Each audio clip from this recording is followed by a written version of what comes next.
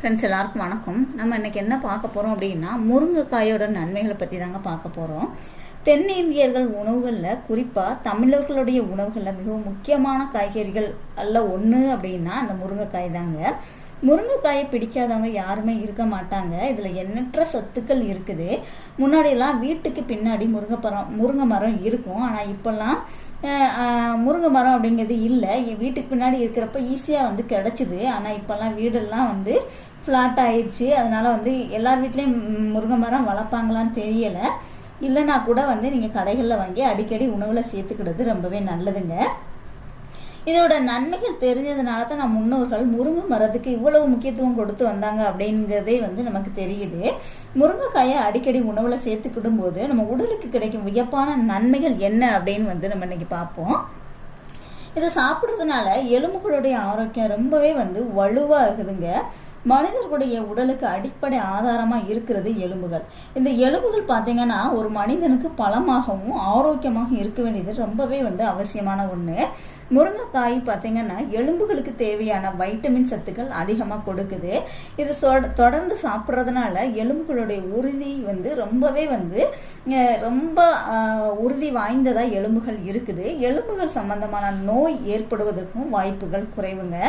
சர்க்கரை நோயாளிகளுக்கு ரொம்பவே நல்லது இந்த முருங்கைக்காய்.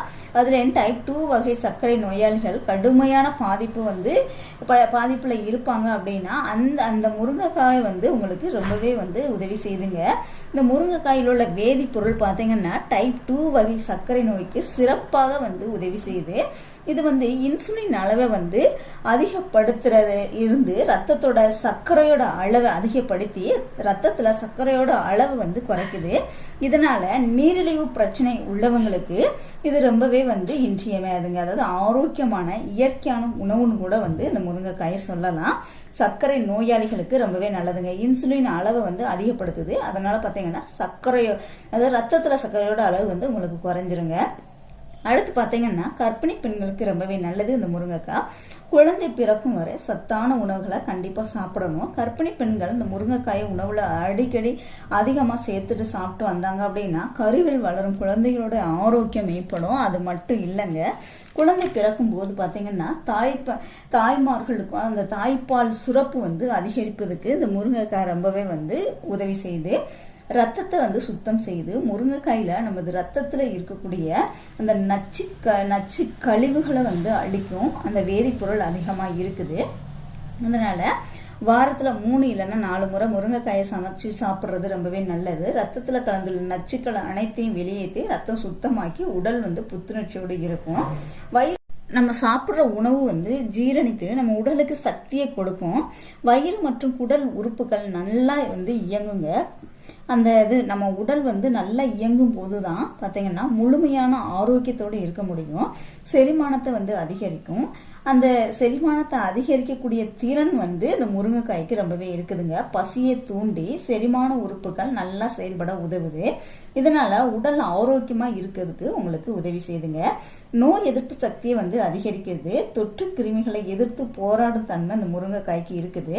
இதனால நோய் தாக்கத்திலிருந்து நம்ம பாதுகாத்து கொள்ளலாம். கண்களை பாதுகாக்குது. முகத்துக்கு அழகை கொடுக்குது இந்த கண்கள் தாங்க. கண்கள் நல்லாக இருக்க வேண்டியது அவசியமான ஒன்று.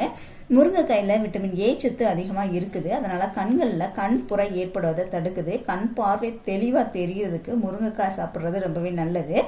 மாலைக்கண் நோய் ஏற்படாமல் தடுக்குது. முருங்கைக்காய் ரொம்பவே அந்த கண் சம்பந்தமான நோய்களை தடுக்கிறதுல இந்த முருங்கைக்காய் ரொம்பவே சிறப்பாக செயல்படுதுங்க. ரத்த அழுத்தம் அப்படிங்கிறது மனிதர்கள் எல்லாருமே அவர்களுடைய வயதை பொறுத்து ரத்த அழுத்தம் மாறுபடும். இந்த ரத்த அழுத்தம் உடல் நலத்தை வெகுவாக பாதிக்கக்கூடியது. முருங்கைக்காய் பார்த்தீங்கன்னா அந்த முருங்கைக்காயை தங்களுடைய உணவுகளை அதிகமாக அதனால் எடுத்துக்கிறது ரொம்பவே நல்லதுங்க.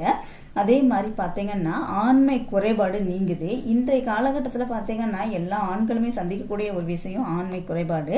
பாலியல் சம்பந்தமான பிரச்சனைகளை அதிகம் சந்திக்கிறாங்க. இதில் ஜிங்க் சத்து அதிகமாக இருக்கிறதுனால முருங்கைக்காயை தொடர்ந்து சாப்பிடும் ஆண்களுக்கு பாலியல் பிரச்சனை அனைத்தும் வந்து சரி செய்யப்படுது.